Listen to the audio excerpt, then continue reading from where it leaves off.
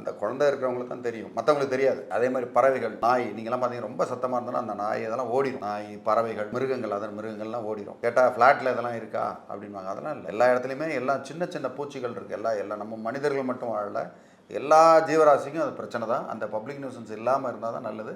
சத்தத்தை வந்து கம்மியாக வச்சு கேட்டால் நல்லது. அதை விட்டு ரொம்ப லவுடராக வச்சா தான் மகிழ்ச்சி அப்படின்றது வந்து அது ஒரு மித்து, அது ஒரு முட்டாள்தனம். சார், எக்ஸாக்டாக லவுட் ஸ்பீக்கர் வைக்கிறதுக்குன்னு ஒரு டைம் ஏதாவது இருக்குதா? உதாரணத்துக்கு இப்போ எலெக்ஷன்னா 10 மணிக்கு மேலே பேசக்கூடாது, தீபாவளினா அரசாங்கம் ஒரு விதிமுறை கொடுக்குறாங்க 8லேருந்து 10க்குள்ளே தான் வெடிக்கணும் அப்படின்னு. இதுக்கும் ஏதாவது அந்த கண்ட்ரோல் லிமிட் இருக்குங்களா சார்? கண்டிப்பாக இதுவும் 10 மணிக்குள்ளே கண்டிப்பாக அப்ஜெக்ட் வரும். ஏன்னா ஒரு சில பேர் பார்த்தீங்கன்னா 12 மணிக்கு தான் வந்து இந்த கேக் கட் பண்ணுறேன், ஹாப்பி நியூ இயர் சொல்லணும்னு சொல்லி பண்ணிட்டு இருப்பாங்க. அந்த இடத்துல அவங்க இடத்துக்குள்ளே பண்ணிக்கலாம், டிஸ்டர்பன்ஸ் இல்லாமல். வெளியில் கேட்குற மாதிரி அடுத்தவங்களுக்கு தொல்லை கொடுக்குற மாதிரி 10 மணிக்கு மேலே பண்ணால் அது வந்து அஃபென்ஸ் தான், அது கிரிமினல் குற்றமாக தான். சார், இப்போ 12 மணிக்கு கேக் வெட்டுறாங்க அப்படின்னா போலீஸ் பர்மிஷன் வாங்கியிருப்பாங்க, நாங்கள் இத்தனை பேர் ஒன்று கூடுறோம் ஒரு இடத்துல அப்படின்னு சொல்லிட்டு. அப்போ நான் வால்யூமை ஃபுல்லாக வச்சு நான் போட்டுக்கலாமா அப்படின்னா அதுவும் பிரச்சனையா? போலீஸ் பர்மிஷன் அப்படி கொடுக்கவே முடியாது. ஃபர்ஸ்ட் ஆஃப் ஆல் 12 மணி வரைக்கும் பண்ணுறேன், நாள் பூரா வந்து இஷ்டம் போல் சத்தம் வச்சுக்கிறேன் அப்படிலாம் கிடையாது.